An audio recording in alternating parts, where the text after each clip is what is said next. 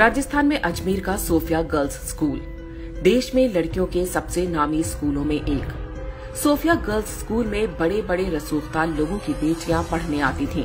राजस्थान के कई आईएएस और आईपीएस अधिकारियों की बेटियां भी यहीं पर पढ़ती थीं। शहर में रहने वाले एक लड़के ने स्कूल की 9वीं क्लास की एक छात्रा से दोस्ती कर ली। छुट्टी के बाद वो छात्रा लड़के के साथ घूमने फिरने जाने लगी। लड़के ने छात्रा की अश्लील फोटो खींच ली। इसके बाद जो कुछ हुआ वो देश में अपराध के इतिहास में एक काले अध्याय की तरह दर्ज है, लेकिन आज भी भारत में इसके बारे में बहुत कम लोगों को पता है। ये घटना है वर्ष 1992 की और इसे अजमेर सेक्स स्कैंडल के नाम से जाना जाता है। सोफिया कॉलेज की 9वीं क्लास की छात्रा से दोस्ती करने वाले युवक का नाम था फारूक चिश्ती। उसका परिवार अजमेर के ख्वाजा मोइनुद्दीन चिश्ती की दरगाह पर खादिम का काम करता था। फारूक चिश्ती अजमेर युवा कांग्रेस का अध्यक्ष भी था। छात्रा को प्रेम जाल में फंसाने के बाद फारूक चिश्ती ने उसकी अश्लील तस्वीरें ले ली और फिर ब्लैकमेल करना शुरू कर दिया।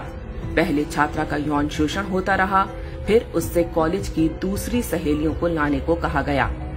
एक के बाद एक लड़कियां इस जाल में फंसती गईं और इज्जत बचाने के लिए वो अपने साथ दूसरी लड़कियों को भी लाती गईं। कुछ से तो उनकी भाभी और बहनों को लाने को भी कहा गया था। पहले एक लड़की, फिर दूसरी और फिर तीसरी। बहुत जल्द ही इस गिरोह के जाल में लगभग 200 से अधिक हिंदू लड़कियां फंस चुकी थीं। अब पुष्ट दावों के अनुसार लगभग 250 लड़कियां गिरोह के जाल में फंस चुकी थीं। ये लड़कियां किसी गरीब या मध्यम वर्गीय परिवारों की नहीं, बल्कि अजमेर के सबसे रईस परिवारों की थीं।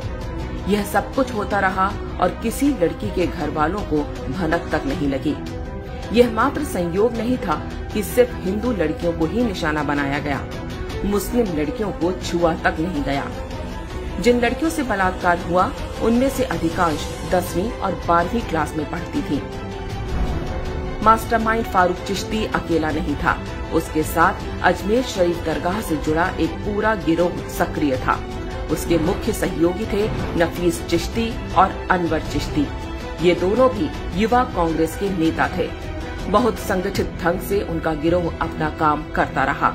मजहबी और कांग्रेसी संरक्षण मिला हुआ था, इसलिए डरने की वैसे भी कोई बात नहीं थी। अजमेर के ही एक फार्म हाउस पर यह काम बड़े आराम के साथ चलता रहा। लड़कियों को लेने गाड़ी जाती थी और बाद में उन्हें घर तक भी गाड़ी से छोड़ा जाता था। बलात्कार के समय उनकी फोटो खींच ली जाती थी ताकि वो किसी के आगे मुंह खोलने की हिम्मत ना करें। उस जमाने में आज की तरह डिजिटल कैमरे नहीं होते थे। तब कैमरे की रील धुलने जिस स्टूडियो में गई वह भी एक मजहबी व्यक्ति का था। स्टूडियो वाला भी एक्स्ट्रा कॉपी निकालकर अलग से लड़कियों का यौन शोषण किया करता था। ये ब्लैकमेलर्स स्वयं तो बलात्कार करते ही अपने दोस्त यारों को भी उपकृत करते।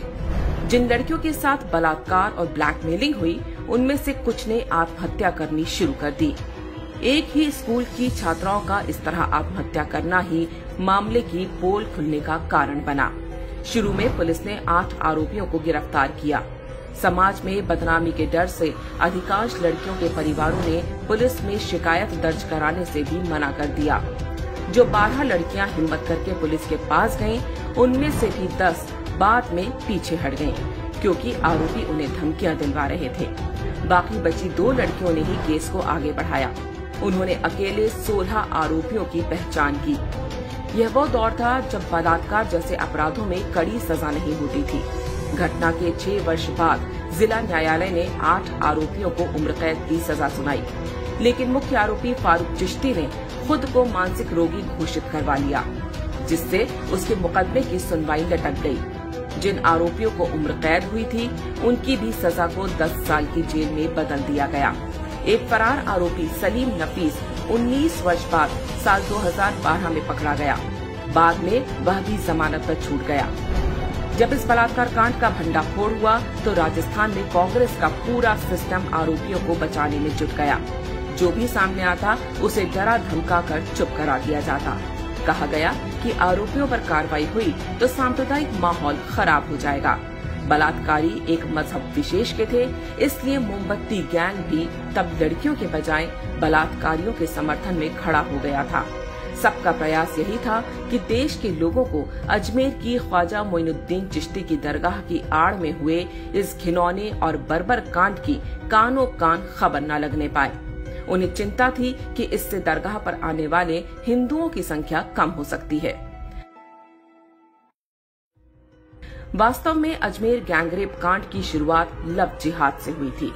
पूरी तरह से धार्मिक पहचान के आधार पर हिंदू लड़कियों को जाल में फंसाया गया।